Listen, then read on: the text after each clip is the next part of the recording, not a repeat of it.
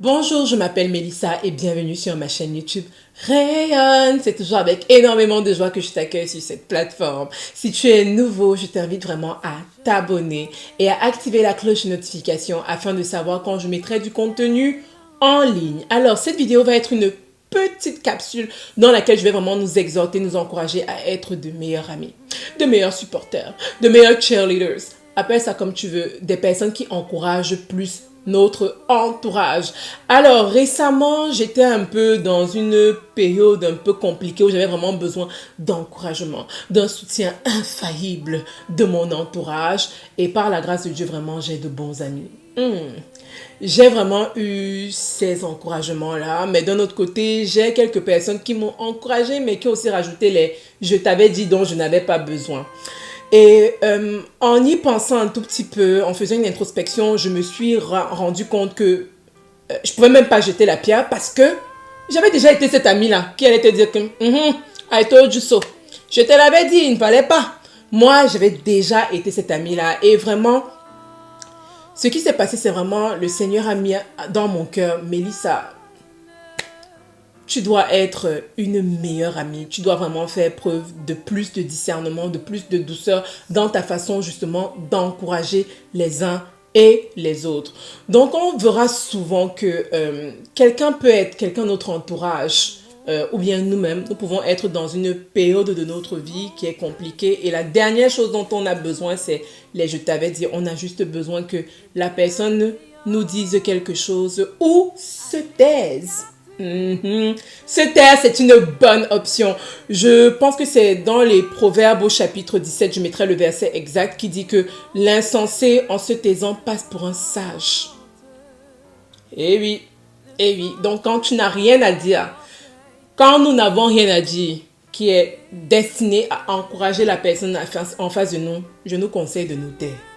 Vraiment. Maintenant, si on a dépassé justement cette partie où on pense que voilà ce qu'on va dire est négatif et qu'on a plutôt des paroles qui sont encourageantes, vraiment faisons-le. C'est vraiment comme une thérapie. Pareil dans Proverbe, je pense que ça c'est Proverbe 16 plutôt, je mettrai le verset exact aussi, on dit que les paroles d'eau sont comme un rayon de miel, elles apportent la guérison de l'âme, un truc comme ça, etc. Donc vraiment, elles ont une vertu thérapeutique. Le miel, on le sent, on l'utilise sur les brûlures, les blessures et j'en passe. Donc, la parole douce que tu peux venir donner à quelqu'un à un instant T, ça peut être ce dont la personne a juste besoin pour, comment dire ça, voir les choses d'un nouvel œil, pour retrouver sa joie, retrouver sa paix, avoir à nouveau confiance, par exemple, en l'avenir. Et vraiment, si tu ne peux rien dire de positif, je nous conseille à tous, même à moi, je prends le conseil là pour moi aussi, de nous taire parce que ça peut des fois être, notre parole négative peut être le coup de grâce qui va justement venir justement rabaisser encore plus notre connaissance. Je suis certaine, en faisant une introspection, toi aussi, tu verras que tu as été cet ami-là ou bien quelqu'un de ton entourage t'a heurté par les paroles que la personne t'a données qui n'étaient pas correctes, etc. ou qui ne t'ont pas encouragé. La chose que je vais t'encourager à faire en premier, c'est vraiment de pardonner.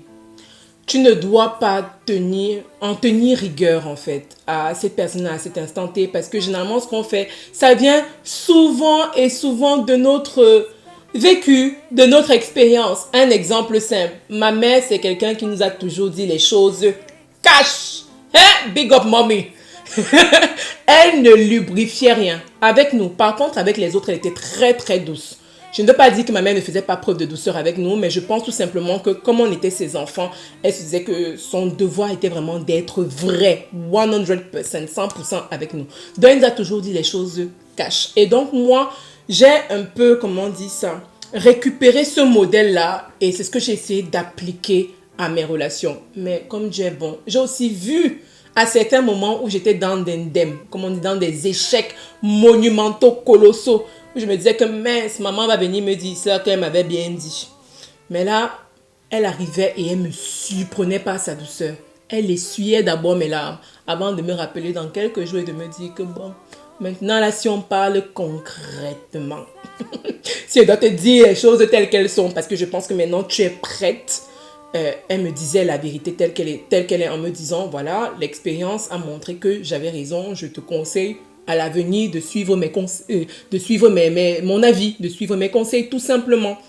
Donc, je ne veux pas dire que le fait de dire que vos conseils, bien que nos conseils sont bons, n'est pas une bonne chose. C'est une bonne chose, mais c'est toute une question de timing. On doit le faire vraiment en douceur. La forme compte. L'apôtre Paul dit dans l'épître aux Philippiens, au chapitre 4, verset 5, que vous soyez reconnus de tous par votre douceur. Par votre douceur, il nous demande d'être reconnus de tous par notre douceur.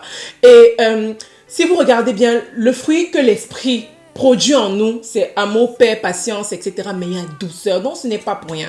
Dieu n'était pas fou en mettant la douceur là-dedans. Il savait que ça allait être un outil de guérison pour beaucoup de cœurs meurtris, un outil d'encouragement. Donc vraiment, faisons preuve de douceur.